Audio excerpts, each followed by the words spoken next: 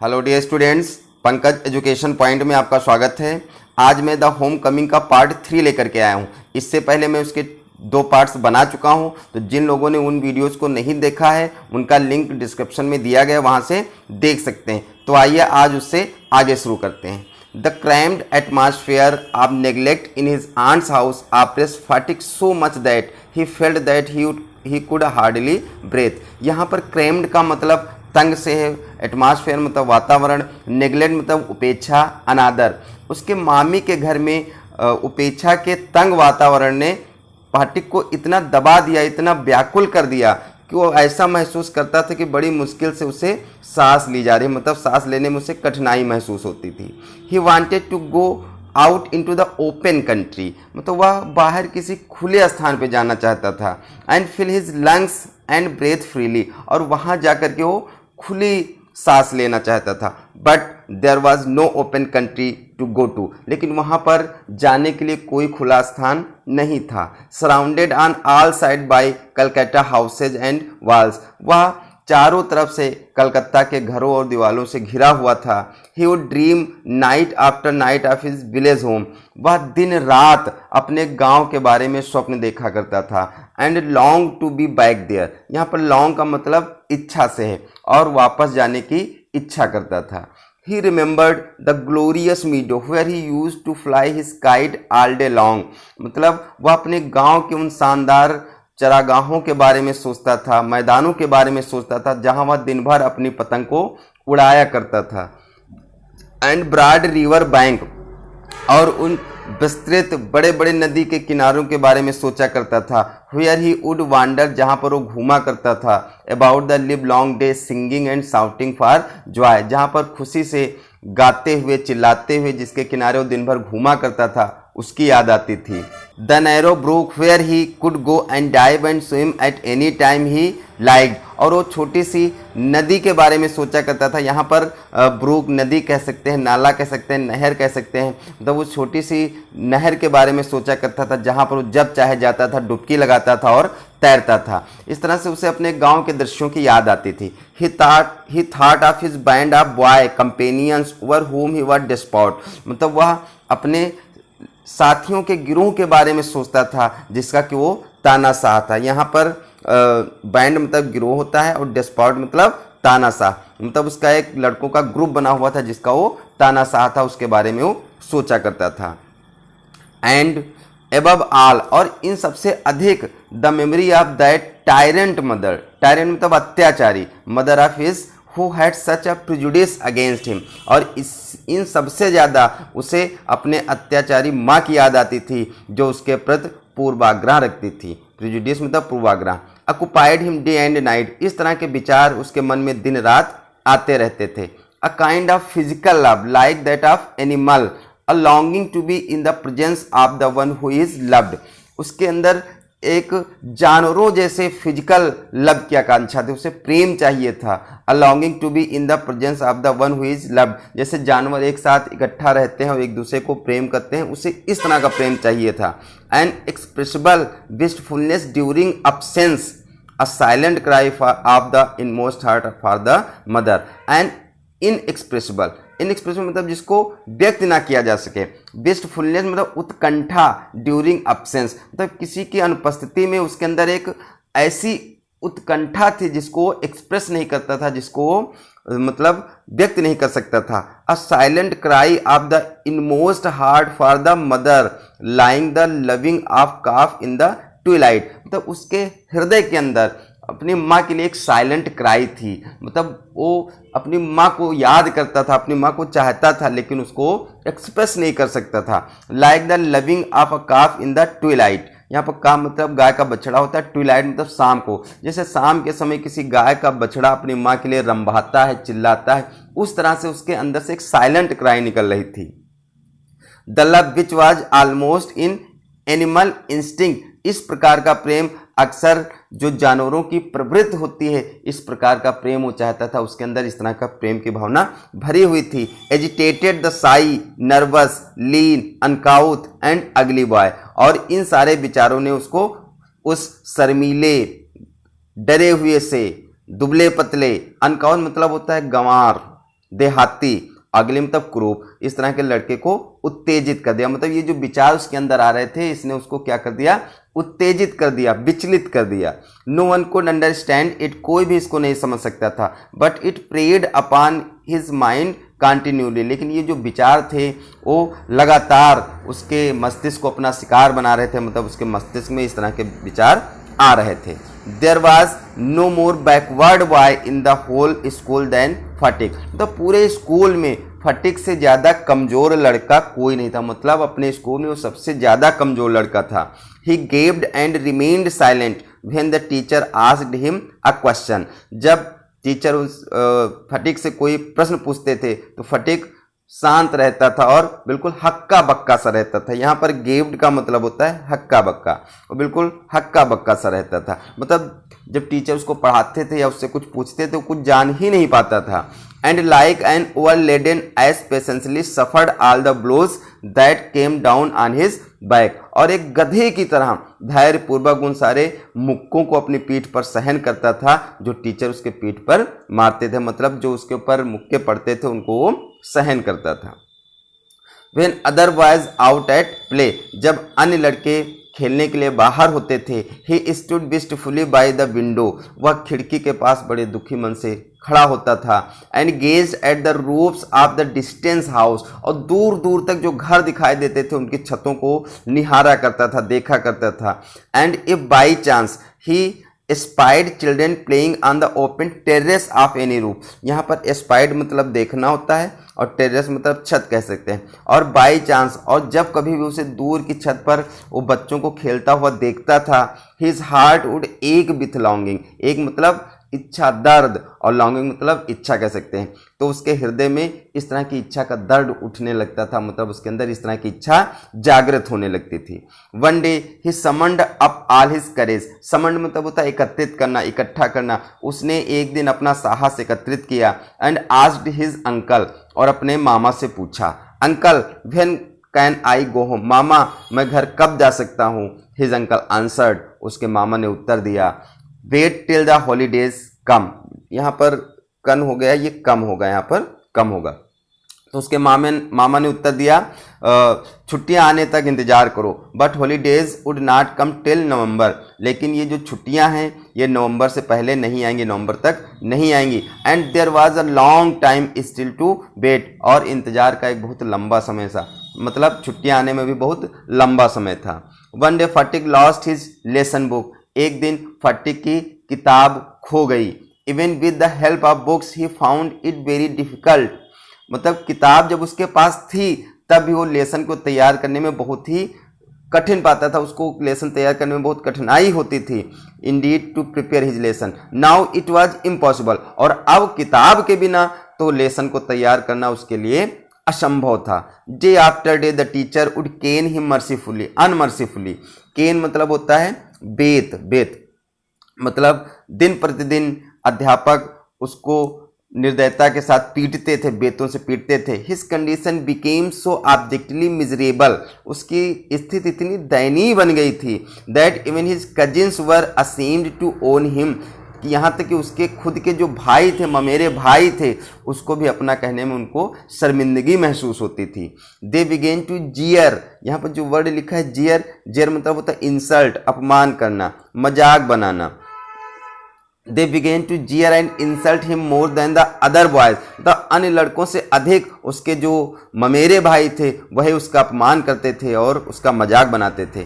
He went to his aunt at last, अंत में वो अपने मामी के पास गया। and told her, और उससे कहा that he had lost his book, कि उसकी किताब खो गई है, मतलब वो मामी के पास गया और मामी को बताया उसकी किताब खो गई है। Her aunt pursed her lips, purse मतलब होता है सिकोड़ना, मतलब सिकोड़ना, और कंटेम्प्ट मतलब तिरस्कार। उसकी मामी ने तिरस्कार से अपने होठ सिकोड़े। एंड सेड, और कहा, you great clumsy country lout, clumsy मतलब होता है अनाड़ी, कंट्री लाउट मतलब देहाती, गंवार। तो उसकी मामी ने कहा होठ सिकोड़ करके, अनाड़ी, गंवार। How can I afford with all my family to buy you new books 5 times a month, अपने परिवार के खर्चे के साथ साथ मैं तुम्हें एक महीने में 5 बार किताब कैसे खरीदूं। That night on his way back from school, Fatik had a bad headache with a fit of shivering. उसी शाम को जब वो स्कूल से वापस हो रहा था तो उसके सिर में एक बहुत तेज सी दर्द हुई, मतलब उसे कपकपाहट भी महसूस हुई। He felt he was going to have an attack of malarial fever. उसको ऐसा लगा कि उसे मलेरिया का बुखार आने वाला है। His one great fear was that he would be a nuisance to his aunt. उसका जो सबसे बड़ा डर यह था कि यदि उसे मलेरिया का बुखार आ गया तो अपनी मामी के ऊपर बहुत बड़ी बाधा बन जाएगा। The next morning, Fatik was nowhere to be seen. अगली सुबह फटिक को कहीं भी नहीं देखा गया। All searches in the neighborhood proved futile. futile मतलब व्यर्थ होता है, मतलब पास पड़ोस में जितनी भी उसकी तलाश की गई वो सब बेकार सिद्ध हुई, मतलब उसकी तलाश खूब की गई लेकिन वो नहीं मिला। The rain had been pouring in torrents all night. यहाँ पर torrents मतलब कह सकते हैं heavily जोरों से। The rain had been pouring in the torrents all night. सारी रात झमाझम बारिश होती रही। And those who went out in search of the boy got drenched through to the skin. और वह लोग जो बच्चे की तलाश में गए थे वो पूरा भीग चुके थे, पानी से भीग चुके थे। ड्रेंच मतलब भीगना होता है। At last December asked help for the police. अंत में दिसंबर ने पुलिस की सहायता मांगी।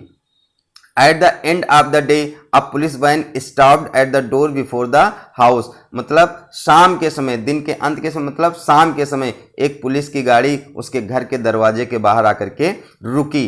It was still raining and the streets were all flooded. तो अभी भी बारिश हो रही थी और जो सड़कें थी, जो गलियां थी वो क्या थे, पानी से डबाडब भरी हुई थी, पानी से उफनाई हुई थी।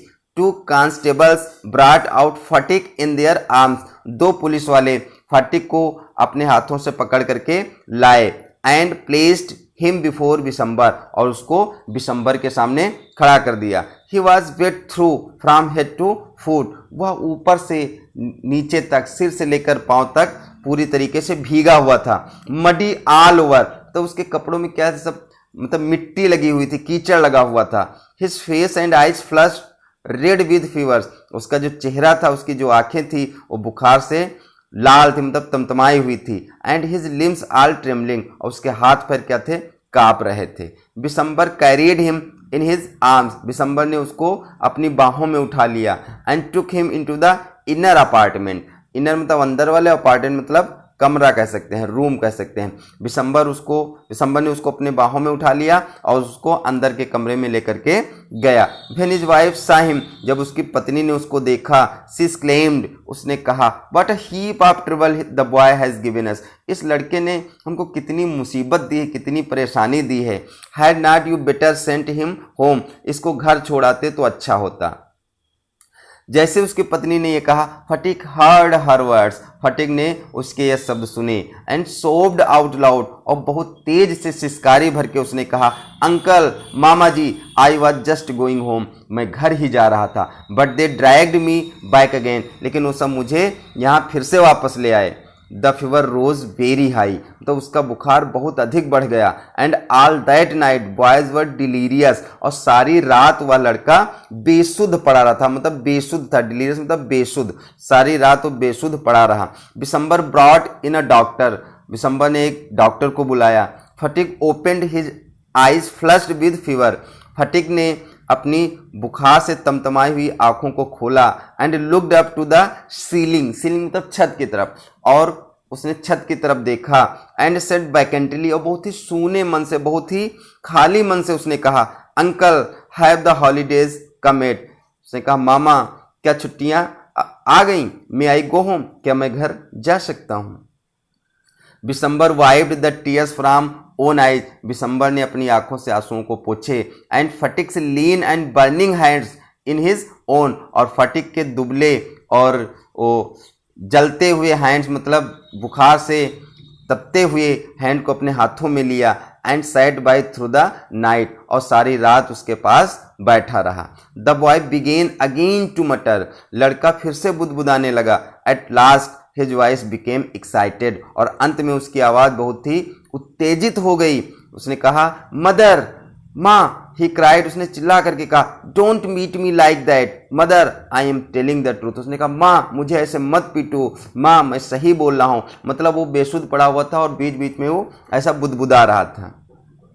The next day Fatik became conscious for a short time. अगले दिन फाटिक को कुछ समय के लिए थोड़ा सा होश आया। He turned his eyes about the room, उसने अपनी आंखों को कमरे में चारों ओर घुमाया। As if expecting someone to come, उसको ऐसा लग रहा था जैसे वो किसी के आने की प्रतीक्षा कर रहा हो। एट लास्ट, अंत में, with an air of disappointment, और निराशा के साथ, he his head sank back the pillow, मतलब उसने आंखें खोली और चारों तरफ उसने देखा। ऐसा लग रहा था जैसे वो किसी के आने का इंतजार कर रहा है, और जब उसने देखा कि कोई नहीं आया है तो वो फिर से मतलब पिलो पर, मतलब तकिए पर गिर गया। He turned his face to the wall, उसने अपने चेहरे को दीवार की तरफ घुमाया। विथ अ डीप साई, मतलब एक गहरी सांस ली और अपने चेहरे को दीवार की तरफ घुमाया। Bishambar new his thoughts, Bishambar उसके विचारों को जानता था। And bending down his head, और अपने शरीर को नीचे झुका करके, विस्पर्ड, उसने उस लड़के के कानों में कहा, धीरे से कहा, Fatik I have sent for your mother, Fatik मैंने तुम्हारी माँ को बुलवाया है। The day went by, the पूरा दिन बीत गया। The doctor said in a troubled voice, doctor ने बहुत ही परेशानी से भरी हुई आवाज में कहा, that the boys condition was very critical, कहा कि इस लड़के की जो कंडीशन है, लड़के की जो स्थिति है वो बहुत ही क्रिटिकल है, मतलब बहुत ही नाजुक है, बहुत ही गंभीर है। फटिक बिगेन टू क्राई आउट, फटिक फिर से चीख उठा। By the mark 3 fathom, by the mark 4 fathom, यहाँ पर 3 होगा बच्चों, ध्यान रखेंगे, यहाँ पर ये 3 है। By the mark 3 fathom, by the mark 4 fathom, by the mark, मतलब ये है कि वो चीख उठा, क्या कहा, by the mark 3 fathom, 3 fathom, 4 fathom. और फिर he had heard the seller on the river steamer calling out the mark on the plum line. The fathom क्या होता है कि फैदम जब किसी नदी में, नहर में, या फिर कुएं में, या फिर समुद्र में गहराई नापी जाती है तो उससे उस पैमाने को, स्केल को फैदम बोलते हैं। एक फैदम 6 फीट के बराबर होता है। तो उसने नाविकों को नदी में जब वो स्टीमर चला रहे थे तो ये बोलते हुए सुने था, मतलब प्लम लाइन स्केल होता है। जैसे देखा होगा घरों में जब दीवार बनती है तो उसमें जो मिस्त्री होते हैं तो लटकाते हैं, जिसको साहुल बोलते हैं, तो उसको प्लम लाइन बोला जाता है। तो इसी तरीके से उसने नाविकों को जो स्टीमर चला रहे थे उनको ऐसे कहते हुए सुना था, तो वही वो भी कह रहा था। Now he was himself plumbing an unfathomable sea, अब ऐसा लग रहा था जैसे खुद ही ऐसे सागर की गहराई नाप रहा हो जिसकी गहराई असीमित हो, जिसको नापा ना जा सके। Later in the day Fatik's mother burst into the room like a whirlwind, burst मतलब होता है इंटर्ड, प्रवेश करना, और whirlwind मतलब एक चक्रवात, तूफान, बवंडर की तरह। उस दिन थोड़ा दिन बीत जाने पर उसकी माँ जो है एक चक्रवात की तरह कमरे में वो उसने प्रवेश किया, मतलब कमरे में आई। And began to toss from side to side, toss मतलब होता है उछलना, कूदना, इधर उधर अपने आप को पटकना, side to side, and moan and cry in a loud voice, और जैसे उसकी माँ आई वो बहुत तेज चीखती हुई, अपने आप को हाथ पर पटकती हुई इधर उधर चीखती रही, चिल्लाती रही। बिशंबर ट्राई टू काम हर एजिटेशन, बिशंबर ने उसकी व्याकुलता को शांत करने का प्रयास किया। But she flung herself on the bed, लेकिन वह बिस्तर से आकर के लिपट गई। एंड क्राइड, और चीखने लगी, फटिक माई डार्लिंग, फटिक मेरे बच्चे, मेरे बच्चे। Fatik stopped his restless movements for a moment, Fatik ने अपनी बेचैनी को कुछ समय के लिए रोका। His hand ceased beating up and down, उसके जो हाथ इधर उधर, वो अपने हाथों को पटक रहा था, उसने अपने हाथों को रोका। ही सेड ई, तो थोड़ा सा उसने बोला ई। द मदर क्राइड अगेन, उसकी माँ फिर से चीखने लगी, फटिक माई डार्लिंग, फटिक मेरे बच्चे, मेरे बच्चे। Fatik very slowly turned his head, Fatik ने धीरे से अपने सिर को घुमाया। एंड विदाउट सीइंग एनीबडी, और बिना किसी को देखे हुए सेड कहा, mother the holidays have come, माँ छुट्टियाँ आ गई, माँ छुट्टियाँ आ गई। इस प्रकार ये लेसन समाप्त होता है। हमने देखा कि एक बच्चा जिसे उसे ऐसा लगता था कि उसकी माँ उससे बिल्कुल भी प्रेम नहीं करती है। वो अपनी माँ को छोड़ करके मामा के पास आ जाता है, लेकिन अपने मामा के यहाँ उसकी मामी का व्यवहार जब उसे अच्छा नहीं लगता है, उसे अपने गांव की याद आती है, उसे अपनी माँ की याद आती है और उसके दिल में, उसके हृदय में माँ के प्रति प्रेम उमड़ पड़ता है। अब अपनी माँ से मिलना चाहता है, अपनी माँ को देखना चाहता है। और उसकी वही माँ जिससे इतनी नफरत करती थी, और जब उसके मामा उसको बुलवाते हो, जब आते हो, जब अपने बच्चे को बेसुध देखती है तो वही कितना तड़पती है, कितना तड़प तड़प के रोती है। तो इस प्रकार इसमें एक 14 वर्ष के लड़के की भावनाओं को दिखाया गया है। उसका माँ के प्रति कितना प्रेम होता है, एक माँ का अपने बच्चे के प्रति कितना प्रेम होता है, इसको अच्छी तरीके से रवीन्द्रनाथ टैगोर जी ने इस कहानी के माध्यम से दिखाया है। तो ये वीडियो सेशन यहीं पे समाप्त करते हैं। अगले वीडियो में मैं इसके क्वेश्चन आंसर्स लेकर के आऊँगा। थैंक्स।